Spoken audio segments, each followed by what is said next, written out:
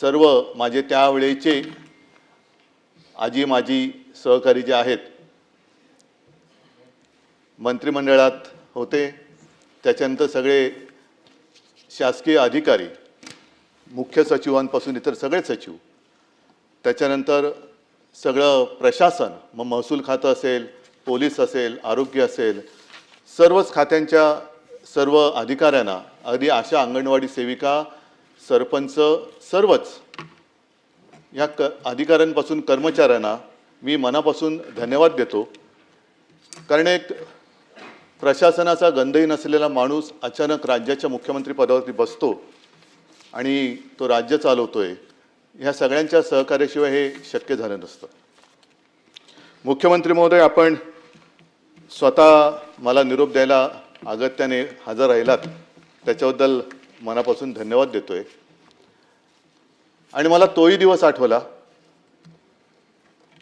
आणि त्या दिवसाची आठवण मी तुम्हाला करून देणार आहे. पण काल एकूण जे काही विधिमंडळात घडलं ते बघितल्यानंतर तो दिवस मला का आठवलं ते सांगतो. कारण आपणच म्हणाला होतात, ज्ञानेश्वरांचं भारूड, काट्याच्या आणीवर वसली 3 गावे, 2 ओसाड 1 वसईची ना. आता त्या गावची पाटीलकी आपल्याकडे. आता ते आणीवरची 3 गावामध्ये एक गाव आणीवर गेलेलं आहे, बाकी गावांचं काय झालं हे त्या गावकऱ्यांना माहिती आहे. आणि साहजिकच आहे, ज्ञानेश्वरांची आठवण आल्यानंतर एक गोष्ट आवर्जून सांगावीशी वाटते की ज्ञानेश्वर महाराज कोणत्या शतकात होऊन गेले, 12व्या-13व्या. त्यावेळेला ज्ञानेश्वरांनी रेड्याकडनं वेद म्हणून घेतले होते.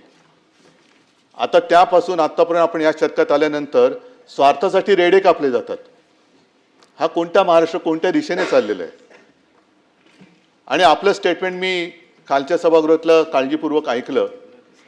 नाशिकच्या बाबत जी आपण एक भूमिका घेतली त्याच्याबद्दल मी आपल्याला धन्यवाद देतोय.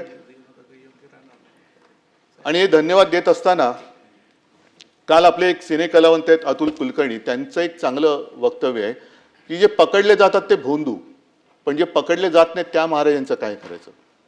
मला असं वाटतं आपण सगळे एकत्र मिळून एक भूमिका घ्यायला पाहिजे. आणि सगळ्या राजकारण्यांनी जर ठरवलं तर बुवा शक्तीपेक्षा युवा शक्तीला जास्त आपण ताकद दिली पाहिजे. कारण या देशामध्ये बुवा चमत्कार नाही करू शकत, युवा चमत्कार करू शकतात. आणि युवा शक्तीला जर का आपण नीट पाठिंबा दिला तर या बुवांची दुकानं बंद झाल्याशिवाय राहणार नाही.